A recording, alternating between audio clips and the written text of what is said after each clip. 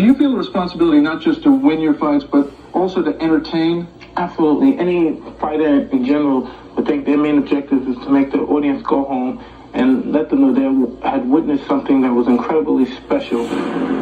Welcome back to the Big Fight Recap here on BLTV Classic. If he doesn't die, it doesn't count. If he's not dead, it doesn't count. On today's video, we look back at the night a prime-ready Iron Mike took on the son of a heavyweight boxing legend.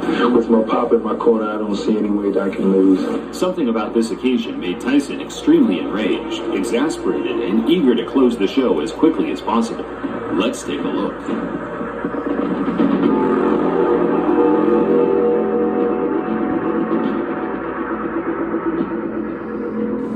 By the fall of '86, the Tyson hype train was back to full throttle after his impeccable one-round annihilation job over fellow contender Reggie Gross.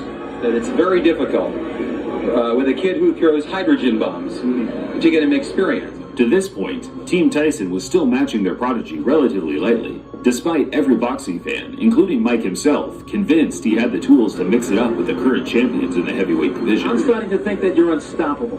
Do you feel that you're the best heavyweight in the world, that you can step in with anybody right now? I feel I am the best fighter in the world right now.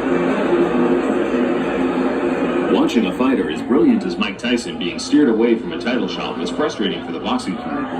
Yet, in retrospect, his managers, Jim Jacobs and Bill Caton, were not only aiding Mike in building an impressive unbeaten record, they were, more importantly, ensuring the development of a raw young talent that, once he secured his title shot, was the complete finished article. I'm the leader. I look everything over carefully, and then I send him in to do the job.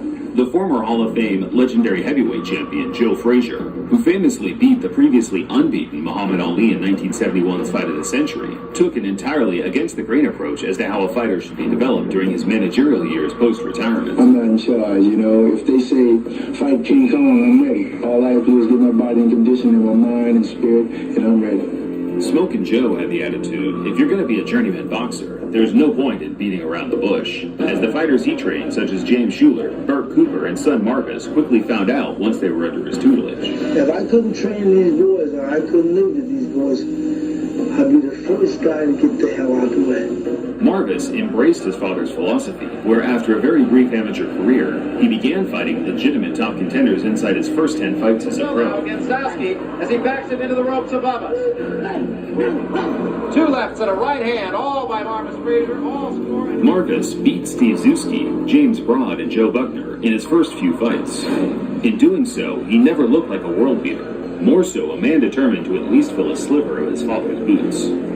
Joe pushed his son to the complete deep end in 1983, having Marvis face off with the #1 heavyweight in the world, Larry Holmes, who at the time had a record of 44-0.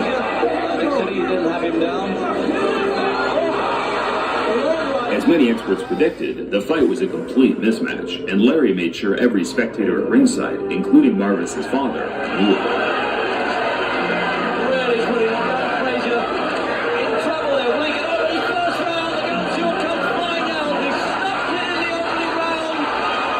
Joe never lost faith in his son, though, pushing him even harder in the direct aftermath, where Marvis regained momentum with impressive wins over Quick Tillis and Bone Crusher Smith. Whether the Fraziers genuinely felt they were ready for Tyson or not, Marvis's ranking among the sanctioning bodies put him in the direct firing line of the most devastating contender in world boxing. Entering the ring, favorite dreams and lives in Catskill, New York. Mike Tyson entering as the Warrior.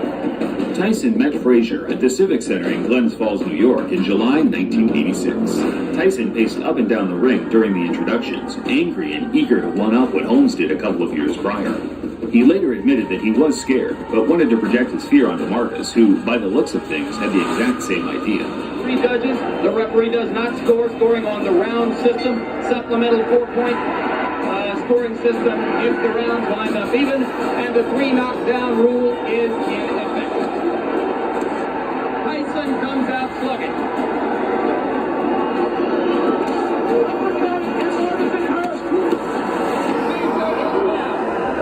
Joe Cortez moves in to have a look, and he's going to stop the fight. Frazier became Tyson's fastest ever victim, out on his feet, absorbing devastating power punches that left him slumped in the corner inside 30 seconds. Marvis is badly hurt at this point. Uppercut again, and now Marvis is out of speed. Everything after this is just incidental.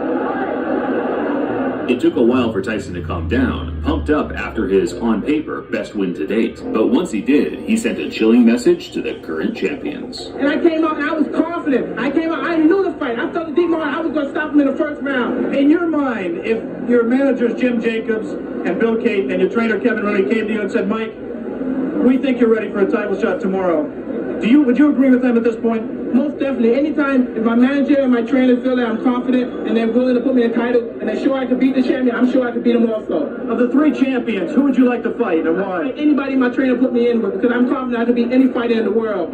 With only 21 fights to his name, Marvis Frazier hung up the gloves for good, proud of what he achieved in such a short amount of time. I personally never blame Joe for Marvis's career trajectory. On paper, it looks naive, but the truth is he had unconditional love for his son, and I think both were just living a bit of a delusion regarding his potential.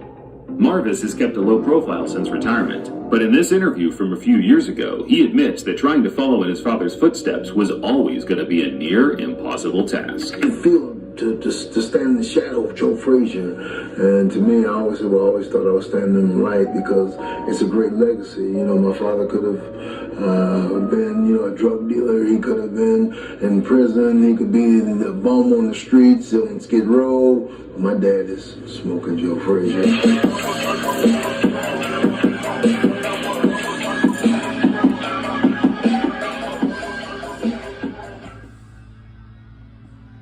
Is it possible to help keep our online platform safe from cyber threats? It is.